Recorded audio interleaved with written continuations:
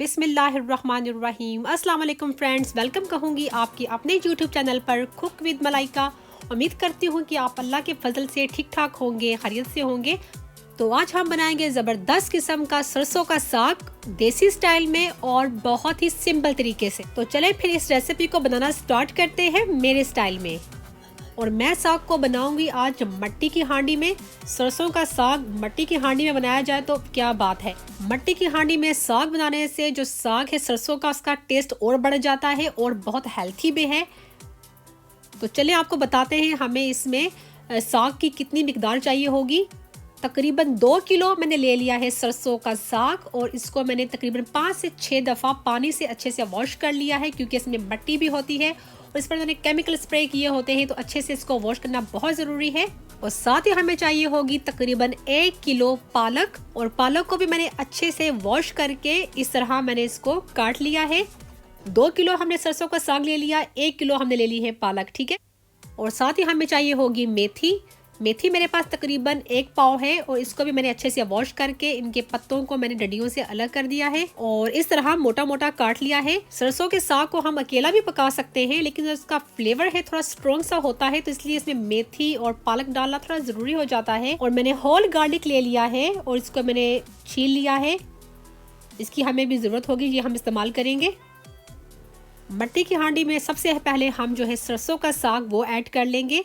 जो सरसों का साग है वो थोड़ा गलने में टाइम लगाता है और पालक और जो मेथी है वो जल्दी गल जाते हैं, तो इसलिए हम सबसे पहले सरसों का जो साग है वो डाल देंगे। साग को हम थोड़ा दबा दबा के इस तरह डाल देंगे ताकि जितना ज़्यादा आ सके।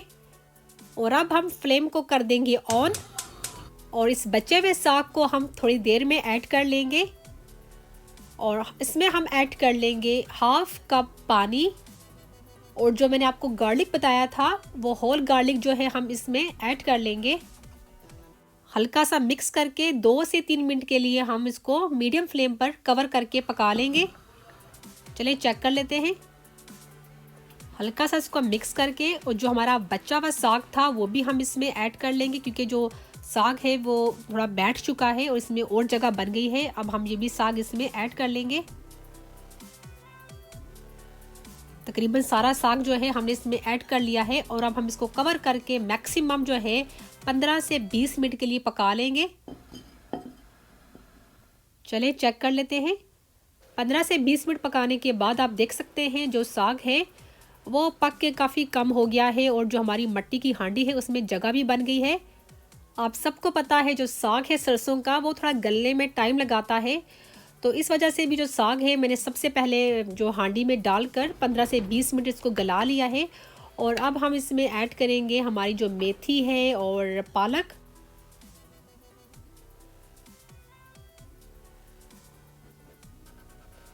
पालक और मेथी को ऐड करने के बाद अच्छे से हम मिक्स कर लेंगे। और अब जो है हमारी मेथी और पालक वो भी अपना पानी रिलीज़ करेंगे और अब हम इन तीनों चीज़ों को इकट्ठा पका लेंगे। मैं इसको कवर करके पकाऊंगी और दरमियान में मैं इसको चेक भी करती रहूँगी। सरसों के साग का जो पूरा फुल कुकिंग टाइम है वो मैक्सिमम जो है 1.5 से 2 घंटे का है, लेकिन डिपेंड करता है आप कितनी मिकदार में साग बना रहे हैं। चलिए चेक कर लेते हैं। अच्छे से मिक्स कर लेते हैं। और जो सरसों का साग है हमारा काफ़ी हद तक गल चुका है और अभी हमने इसको और भी पकाना है। और आप देख सकते हैं काफ़ी पानी भी रिलीज़ किया है। इस स्टेज पर अगर आप चाहें तो इसका पानी निकाल सकते हैं, लेकिन हम जो है इसका पानी नहीं निकालेंगे क्योंकि इसमें बहुत ज़्यादा ग़िज़ायत है, हम इसको बिल्कुल भी ज़ाया नहीं करेंगे। अगर आप अकेला सरसों का साग बना रहे हैं तो क्योंकि उसका थोड़ा टेस्ट जो है, अगर अकेला बनाएंगे थोड़ा कड़वा सा टेस्ट होता है, तो इसका पानी निकाल के आप बेशक ज़ाया कर सकते हैं। लेकिन इसमें हमने पालक डाली है, मेथी डाली है, तो हम इसके पानी को बिल्कुल भी ज़ाया नहीं करेंगे। पालक और मेथी डालने से जो सरसों का साग है उसका जो टेस्ट है वो बैलेंस हो चुका है, इसलिए हमें ये पानी बिल्कुल भी ज़ाया नहीं करना।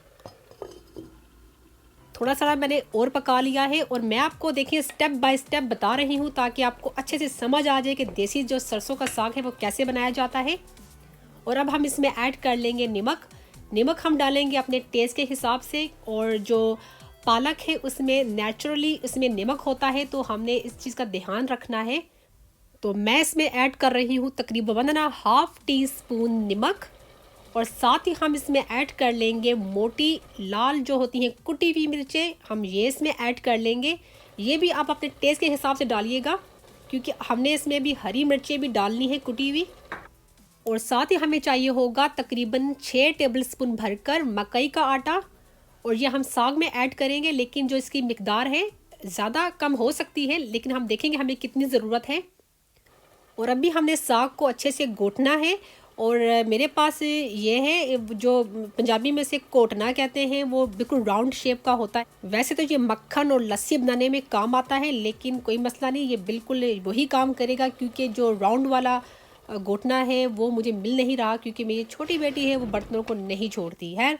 ये देखें, हम इसमें एक एक स्पून करके इसमें मकई का आटा डालते जाएंगे साग में, और अच्छे से हम इसको घोट लेंगे। अगर आप चाहें तो ग्राइंडर मशीन में डालकर भी इसको अच्छे से ग्राइंड कर सकते हैं। हम इस तरह मकई के आटे को एक एक स्पून करके डालते जाएंगे, और साथ इस तरह मैशर की मदद से इसको चलाते जाएंगे, ताकि इसमें जो गिल्टियाँ होती हैं वो ना बने। मट्टी की हांडी को मैंने चूल्हे से उतार लिया है, और थोड़ा सा मैंने इसमें जो मकई का आटा और ऐड कर लिया है, और अच्छे से हम इसको घोट लेंगे। जो असल देसी सरसों का साग होता है वो बिल्कुल ऐसा ही बनाया जाता है, कोई ग्राइंडर जार में डालकर उसको पीसा नहीं जाता। उससे जो सरसों का साग है उसका मज़ा वो नहीं आता जो असल में होता है। तो आप ये देख सकते हैं कितना ज़बरदस्त किस्म का इसका टेक्सचर हो चुका है इस वक्त।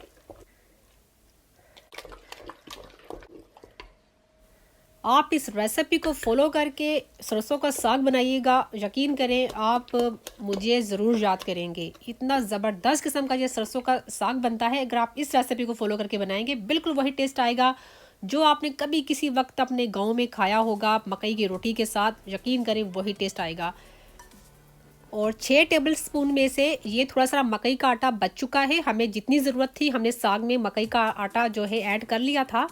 और अब हम ज़बरदस्त किस्म का, बड़ा ही सिंपल किस्म का हम साग के लिए तड़का रेडी करेंगे। जब तक हमारा साग का जो तड़का रेडी होता है, हम क्या करेंगे कि साग को दोबारा से रख देंगे लो फ्लेम पर, और थोड़ा सा इसमें डाल देंगे पानी, क्योंकि साग जो है थोड़ा मुझे गाढ़ा लग रहा था, थोड़ा थिक लग रहा था, तो थोड़ा सा मैंने पानी डाल दिया है ताकि थोड़ा सा पतला हो जाए, और हमने जो मकई का डाला है आटा थोड़ा सा और पक जाए इसमें। तो अब हमें चाहिए होगा एक फ्राइंग पैन। फ्लेम को मैंने कर दिया है ऑन, और तड़के के लिए आप ऑयल या बासमती जो घी है वो ले सकते हैं, लेकिन असल जो सरसों का साग का जो मज़ा आता है जिस तरह गाँव में बनाया जाता है वो उसमें देसी घी या मक्खन डालते हैं। मैंने ले लिया है देसी घी, और जो इसकी मिकदार है देसी घी की वो आप सरसों के साग के हिसाब से ज़्यादा कम कर सकते हैं।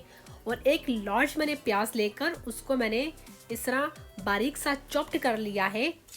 ये हम इस देसी घी में अब ऐड कर लेंगे, और हमने इसको इतना पकाना है कि ये प्याज जो है हल्का सा नरम हो जाए।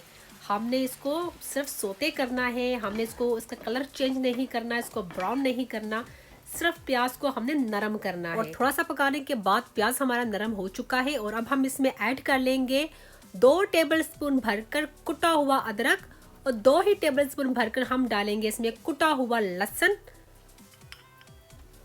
और अब हम इन दोनों चीज़ों को प्याज में अच्छे से पका लेंगे।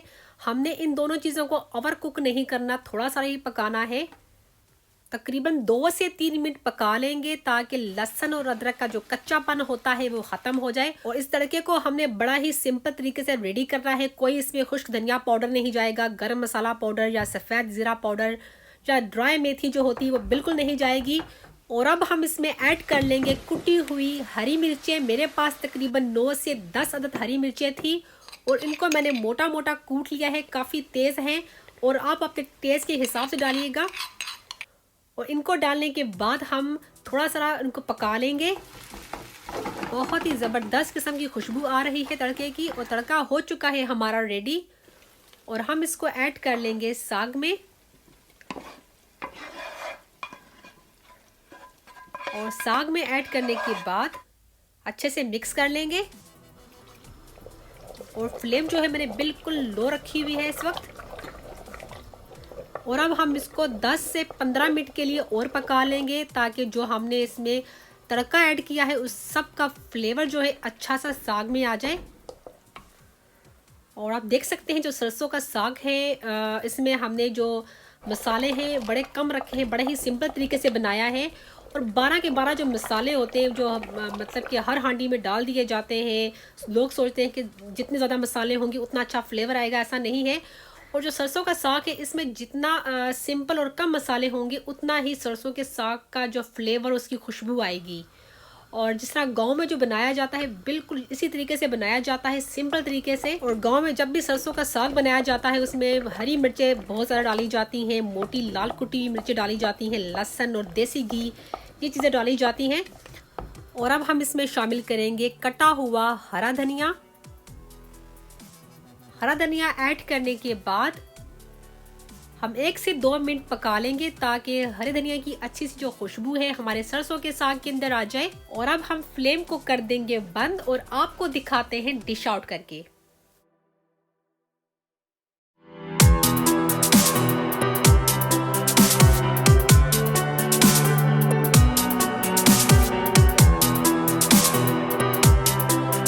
सरसों के साग को सर्व करते हुए मस्ट है कि आप उसके ऊपर देसी घी या मक्खन डाल दें और हरी मिर्चों के साथ करेंगे इसको गार्निश, और साथ हो मकई की रोटी, तो क्या बात है। तो लीजिए फ्रेंड्स, हमारा जबरदस्त किस्म का देसी स्टाइल में पाकिस्तानी सरसों का साग हो चुका है रेडी, जो बहुत ही मजेदार किस्म का बना है। और मैं होप करती हूँ कि आपको ये मेरी रेसिपी अच्छी लगी होगी। अगर अच्छी लगी है तो इसको लाइक जरूर कीजिएगा, और अगर आप देखने वाले नए हैं तो मेरे चैनल को सब्सक्राइब जरूर कीजिएगा। और जिन्होंने मुझे सब्सक्राइब किया हुआ है उनको मैं बहुत बहुत थैंक यू कहूँगी। और आप मुझे कमेंट करके बताइएगा कि आपको मेरी ये रेसिपी कैसी लगी। तो फ्रेंड्स, अपना बहुत सा ख्याल रखिएगा, दुआओं में हमें याद रखिएगा। अल्लाह हाफिज़।